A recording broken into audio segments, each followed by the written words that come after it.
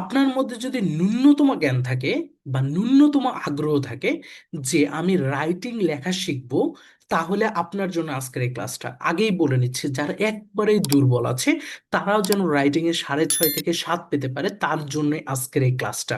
আমি আজকে দেখাবো যে আপনার কোনো ধরনের গ্রামার না ইউজ করে কিভাবে আসলে প্যাটার্ন ফলো করে আপনি কিভাবে রাইটিং টাস্ক 1 কিভাবে আসলে ব্যান্ড হাই ব্যান্ডের মানে ব্যান্ড 7 লেভেলের ইন্ট্রোডাকশন লিখবেন।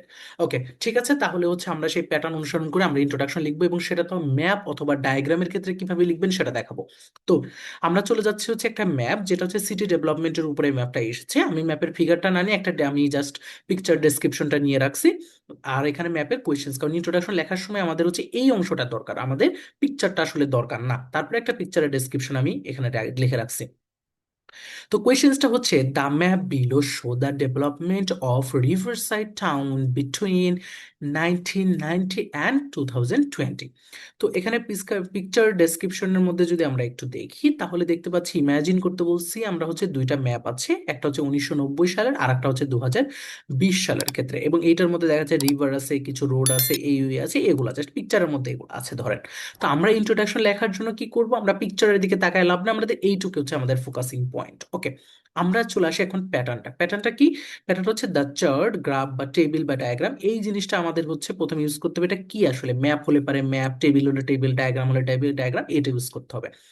তাহলে আমাদের এই প্যাটার্নটা আমাদের প্রথমে যে অংশটা বলছে সেটা হচ্ছে এই চারটা কিসের সেটা উল্লেখ করতে হবে। আমি দেখতে পাচ্ছি এটা হচ্ছে একটা ম্যাপ। তাহলে আমি স্টার্ট করব, লেখাটা স্টার্ট করব কি দিয়ে, যে যা টু ম্যাপস, এইটা দিয়ে শুরু করবো, যা আছে তাই।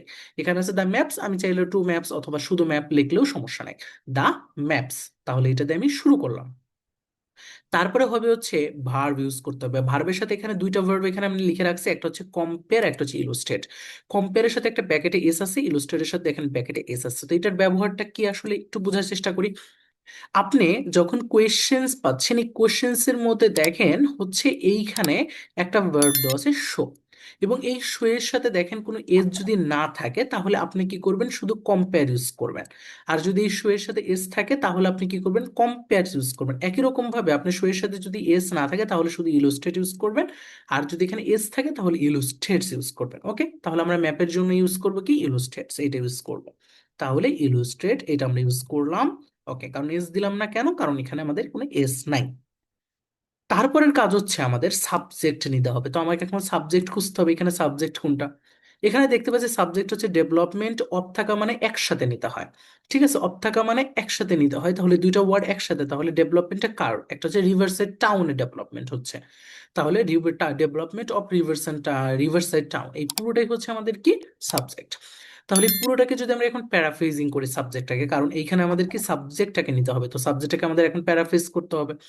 প্যারাফ্রেজ করলে আমরা ডেভেলপমেন্টকে আমরা লিখতে পারি হয়তো ওটা ট্রান্সফর্ম হচ্ছে কোনো কিছুর, আগে থেকে পরে হয়তো বা মডার্নাইজড হচ্ছে, তো দ্যাটস ইট, আমরা এটাকে ট্রান্সফরমেশন অথবা মডার্নাইজেশন দিয়েও কিন্তু আমরা প্যারাফ্রেজিং করতে পারি। তো দ্যাটস ইট, আমরা এখানে করলাম আমরা ট্রান্সফরমেশন অফ রিভার্সের টাউন, যা আছে তাই করলাম।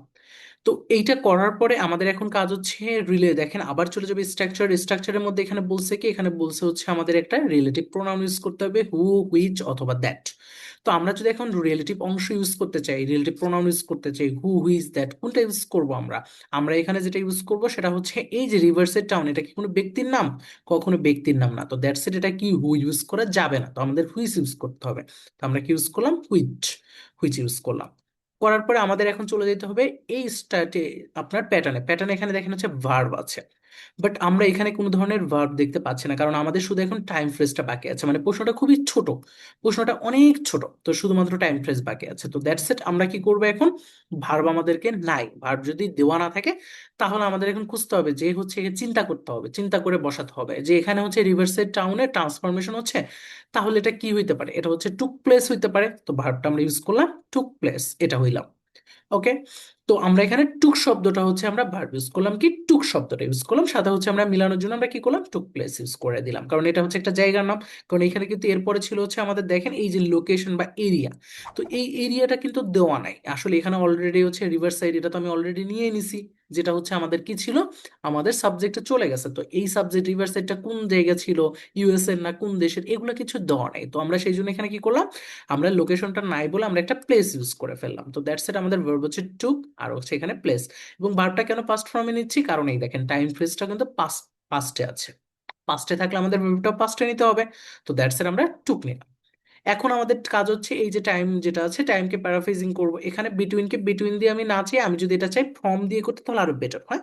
আমরা ফ্রম দিয়ে করতে পারি। তাহলে ফ্রম ফ্রম লিখলে পরে কি করতে হবে, মাঝে হচ্ছে একটা টু লিখতে হবে, এনটি উঠায় ফেলে আমরা কি করব, মাঝে একটা টু লিখে দিব।